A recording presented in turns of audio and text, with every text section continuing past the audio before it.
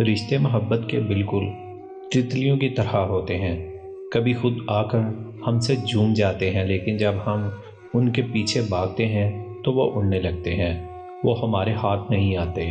اگر بڑی جدوجہد کے بعد ہم ان کو پا بھی لیں تو ان کو یہ محبت راس نہیں آتی، وہ محبت کی شدت سے مر جاتے ہیں ہمارے ہاتھوں میں اور اپنے رنگ چھوڑ جاتے ہیں یادوں کی صورت میں۔ برسوں کسی ایک شخص کی خوشبو میں سانسوں کے اسیر رہنے کو محبت کہتے ہیں۔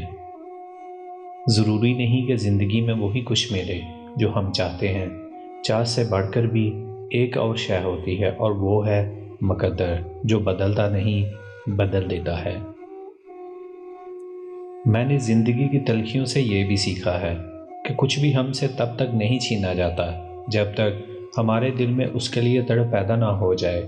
کوئی بھی انسان تب تک ہم سے الگ نہیں ہوتا جب تک دل میں اسے کھونے کا ڈر نہ بیٹھ جائے، اور پھر ہم سے کوئی تب ہی جدا ہوتا ہے جب اس کی عادت ہو چکی ہوتی ہے، اور عادت چھوڑنا ہمیشہ مشکل ہوتا ہے۔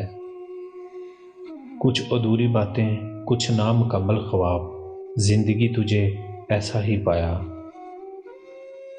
حوصلہ شکنی کے بجائے حوصلہ افزائی کیجیے، ہر انسان جینا چاہتا ہے۔ جب زندگی ماں باپ کی لاڈلی اولاد کے منہ پر تھپڑ مارتی ہے نا، تو ساری باتیں اور زندگی کے سارے سبق خود ہی سمجھ آ جاتے ہیں۔ ضروری تو نہیں جس سے محبت ہو وہ مل جائے، ضروری تو نہیں ہر خواب کی تعبیر پیاری ہے۔ انا پرست انسان من پسند انسان کو کبھی حاصل نہیں کر سکتا۔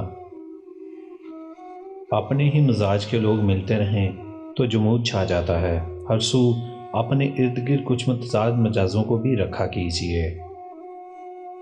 بے حسی کا ایسا لبادہ اوڑا ہے کہ احساس نام کی چڑیاں مر گئی ہیں میرے اندر۔